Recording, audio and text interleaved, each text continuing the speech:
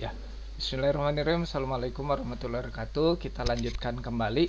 Kemarin kita sudah mengisi rencana aksi dan dialog kinerja. Maka kita lanjutkan pada catatan harian. Nah, catatan harian ini dimulai dari daftar catatan harian, diklik. Nah, di sini masih kosong dan ini adalah rencana aksi yang telah kita buat sebelumnya. Nah, tindakannya kita klik.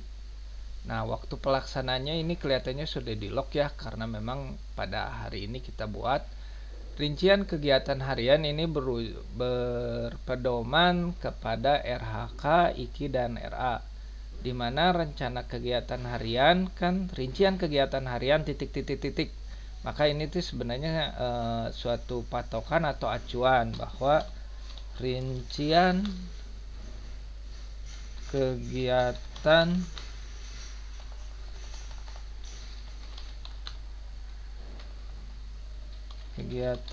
harian untuk memantau dan mencatat suhu makanan, hasil pengolahan, ini apa yang dikerjakannya gitu kan. Jadi rincian kegiatan harian itu ya pastinya melakukan uji, biasanya melakukan pengecekan suhu makanan dengan termometer seperti itu. Nah, standarnya ke bawah suhu makanan itu kan sebenarnya suhu makanan tidak boleh berada di daerah danger zone. Nah, danger zone itu berapa?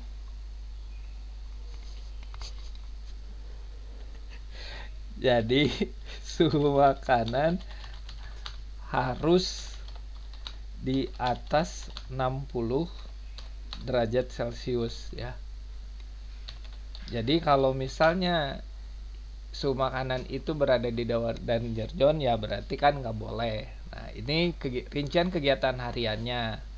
Ini kalau dokumennya, kalau kategorinya ini kan tadi sebenarnya sudah ya di atas bahwa kalau misalnya dia memilih perlu didiskusikan, maka nanti penyebab dari suhu makanan tidak sesuai danger berada di daerah danger zone itu apa? Apakah makanannya terlalu terbuka atau makanannya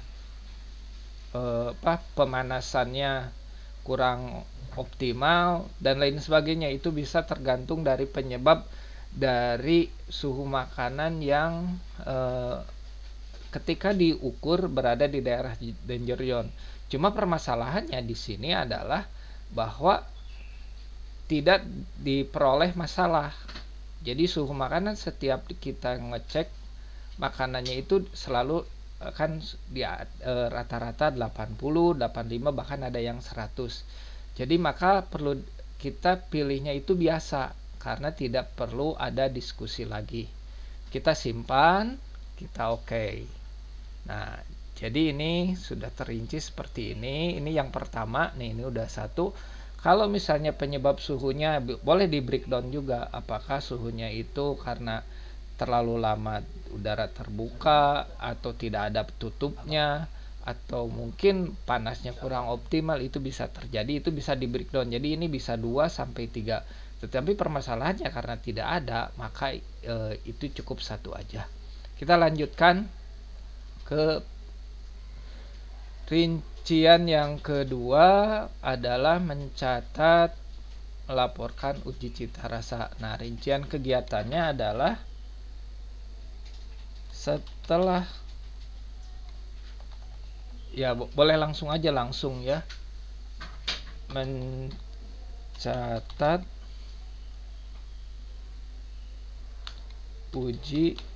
hasil ya, hasil uji cita rasa makanan dan melaporkannya. Itu aja sih singkatnya, atau lebih detail juga boleh. Nah, kembali lagi bahwa di ranah sebelumnya di dialog itu tidak ada masalah juga, maka kita ngekliknya biasa lalu simpan. Kita oke. Nah, ini sudah ada. Kalau misalnya mau ditambahkan atau direvisi, tinggal klik ini. Nah, jadi ininya kita revisi. Progres kerjanya nggak ada, masalah hambatannya tidak ada, kriterianya biasa, lalu kita ubah. Oke. Atau misalnya, kita merasa kurang pas dengan hasil rincian kegiatan ini, kita hapus, maka klik yang ini. Karena udah, ini kita langsung lanjutkan ke yang ketiga. Nah, ketiga adalah melakukan inventaris. Jadi rincian kegiatan hariannya boleh sesuai dengan SOP atau yang singkat-singkat aja. Kan kalau melakukan inventaris kan pastinya karena ini sifatnya tidak setiap hari, atau kan biasanya kita langsung memeriksa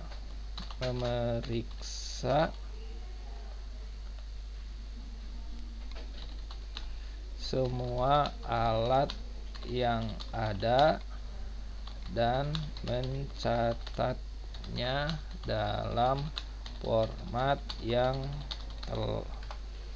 telah tersedia. Nah, itu aja. Ini kan rincian harian, kegiatan harian. Jadi bagusnya sebenarnya ini tinggal copy paste dari SOP kalau misalnya itu ada. Tapi kalau misalnya di SOP-nya terlalu banyak, kita ambil poin-poinnya saja. Kategorinya juga biasa. Tapi kalau misalnya ketika inventarisasi alat mohon maaf, amit-amit jangan sampai terjadi. Misalnya beberapa barang hilang. Nah, pasti kita perlu diskusi. Lalu kita lihat penyebabnya apa. Apakah pelaksananya tidak mengembalikan alat itu pada tempatnya, atau berserakan di mana, artinya hilang bukan dicuri, tapi mungkin berserakan di mana, atau beberapa alat karena prosesnya selalu dilakukan sering mungkin menjadi rusak. Nah, ini perlu diklik ranah diskusi ini. Karena ini tidak ada, kita simpan. Oke. Di sini ada juga, tadi sudah diterangkan kalau diubah atau dihapus. Kita lanjutkan yang keempat, memonitoring pelaporan APD. Jadi kalau di sini rincian kegiatannya adalah memeriksa semua petugas pengolahan dalam penerapan pemakaian APD, alat pelindung diri. Begitu juga kalau misalnya alat pelindung dirinya tidak tersedia, maka perlu didiskusikan. Karena sebelumnya tidak ada masalah, sifatnya kategori biasa, lalu simpan. Oke, lalu tutup. Kita lanjutkan yang setelahnya, mencatat pengolahan penyaluran berhubungan dengan jumlah konsumen. Nah, kalau di sini kan biasanya kalau saya dinas subuh atau dinas sore kan menerima laporan distribusi makanan dan mencatatnya di formulir. Nah, ini rekapitulasi jumlah pasien dalam kirim konsumen. Hari ini tidak ada, kategorinya juga biasa, kita simpan, kita oke. Ini tutup. Berapa lagi? 1, 2, 3, 4, 5, masih banyak, tenang aja. Ini mencatat melaporkan pengolahan ketepatan waktu distribusi. Jadi langsung aja lah mempersingkatnya, mencatat waktu distribusi makanan. Ini boleh dijabarkan apakah untuk makan pagi saja, siang, atau sore. Bila ada keterlambatan atau terlalu cepat dalam mendistribusi, kembali lagi perlu didiskusikan. Kalau tidak, ada simpan di biasa. Oke, tutup. Kita lanjutkan. Ini sebenarnya kalau melaporkan uji cita rasa kelihatannya sama dengan yang ini, mencatat dan melaporkan, tapi lah nggak apa-apa karena SKP-nya sudah ditetapkan 1 tahun dan itu tidak bisa dikoreksi kembali. Nah, lalu di sini mencatat dan melaporkan hasil uji cita rasa dari makanan yang telah diolah. Itu aja, ini nggak ada, ini biasa, simpan. Oke, kita tutup.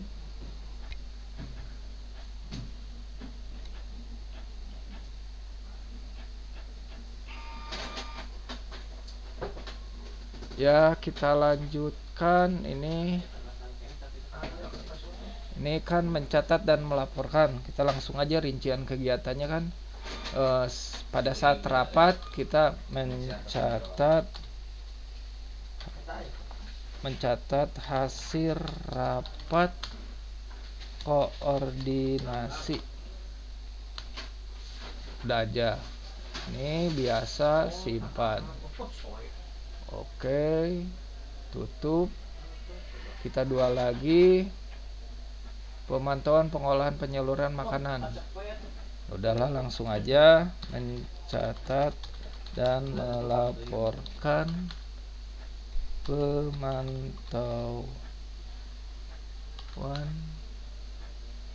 pengolahan dan penyaluran makanan.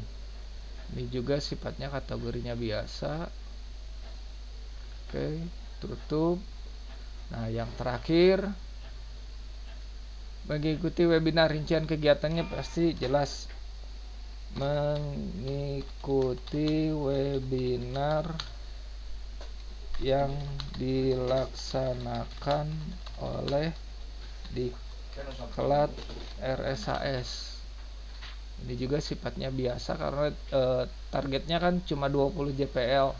Kalau 20 JPL paling-paling setahun hanya ikut minimal 2 webinar. Nah, setelah ini selesai, kita kembali untuk mengisi hasil kinerja, tetapi untuk melihat hasil hasilnya kita lihat 2024. Nah, ini kan tadi terlog di bulan Oktober ya, maka nah ini hasil dari perinannya kita. Oke, kita lanjutkan kepada hasil kinerja. Hasil kinerja 2024, pilih yang triwulan ketiga, tampilkan input realisasi.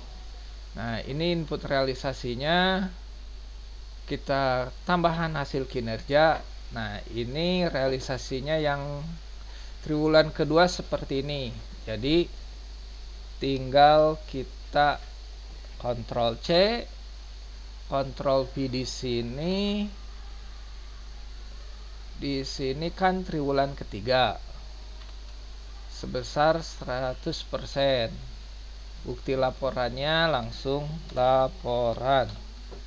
Untuk linknya jika diperlukan, ini kan sudah ada, kita copy aja linknya, Ctrl C, Ctrl V. Nah, silahkan kliknya kita delete, kita simpan.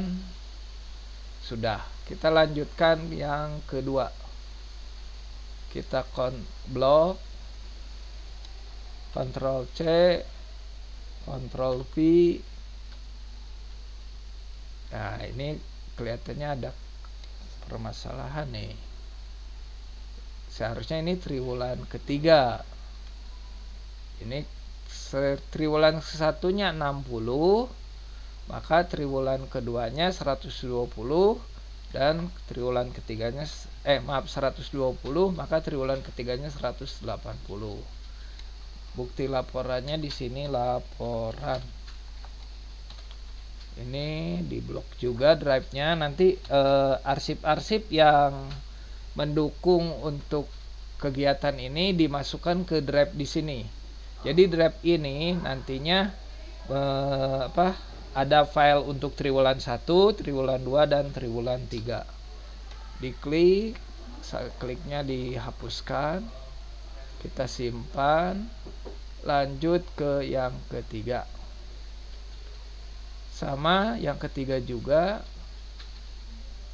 Ctrl C, diblok dulu, Ctrl V, terlaksana pada triwulan ketiga sebanyak 100%.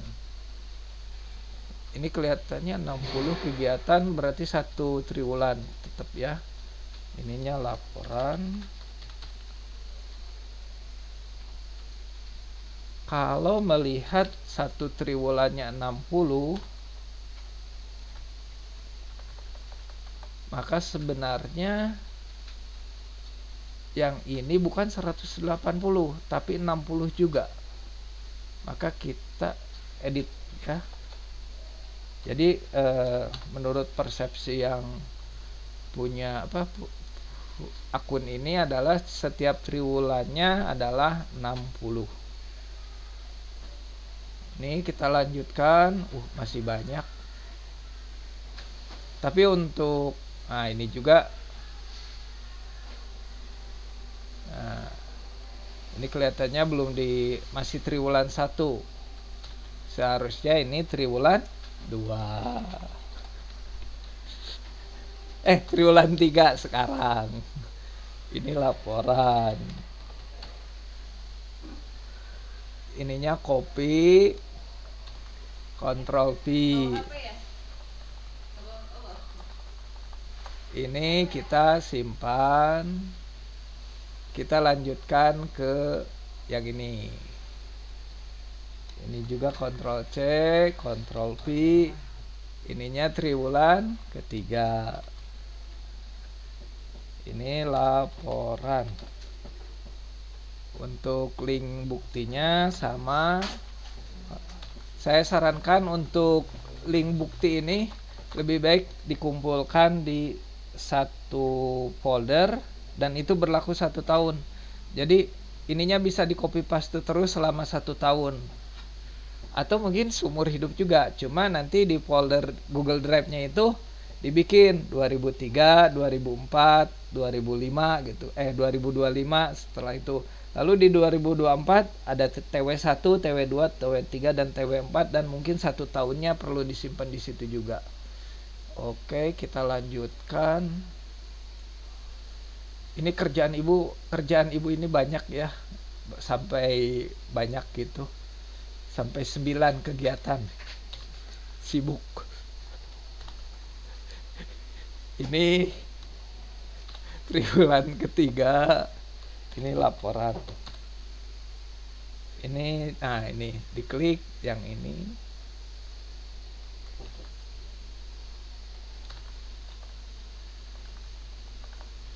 Simpan. Ini apa kegiatannya? Ini juga sama, triwulan ketiga sebesar 100%. Ininya laporan.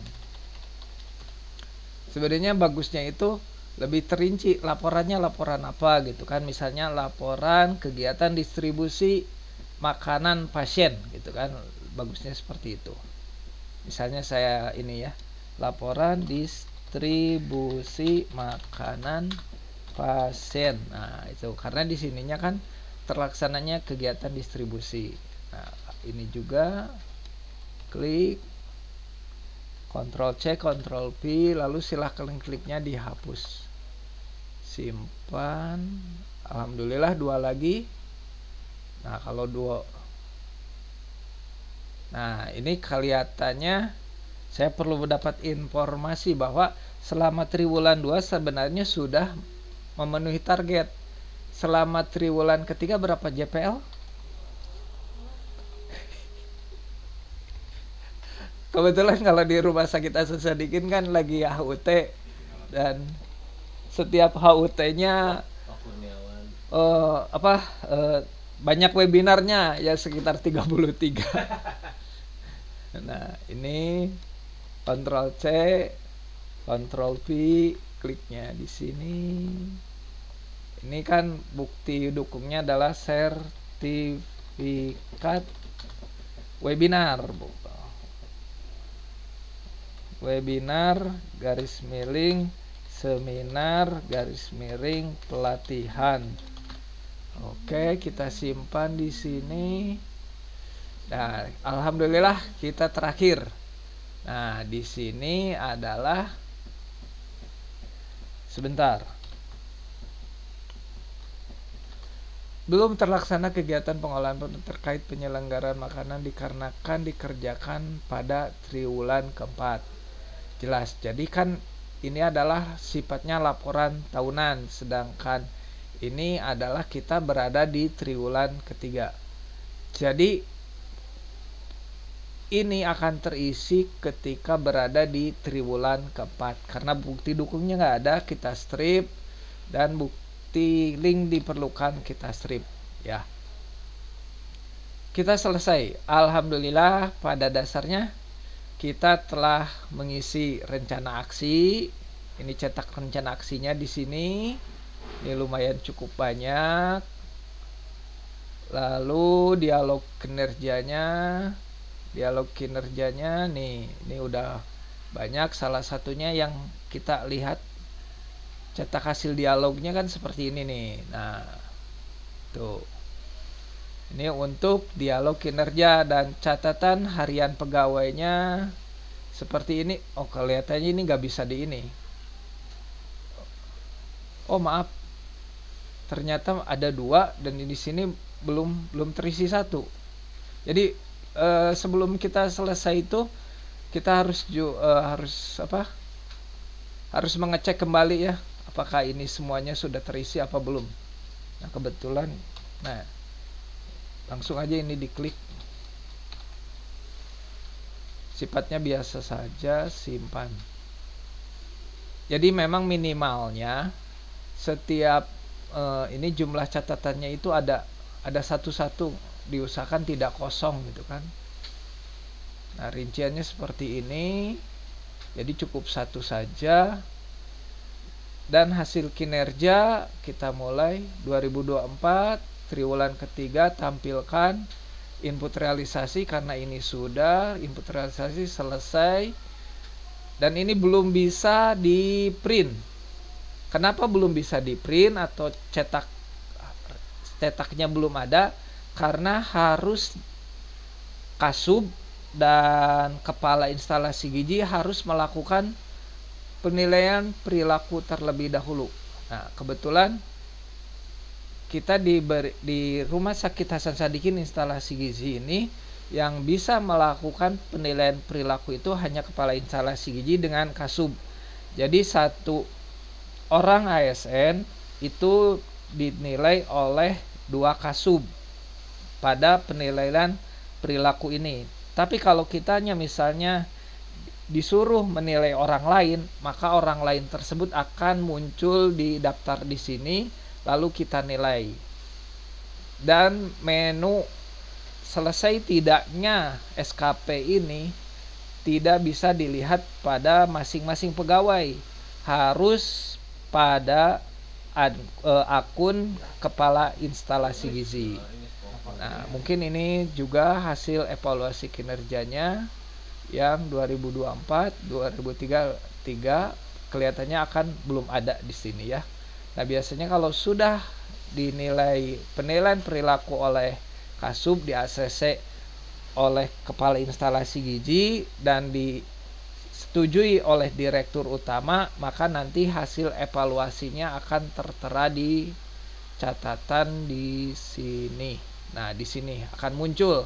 Kita biasanya disuruh menyetujui atau tidak menyetujui hasil penilaian tersebut.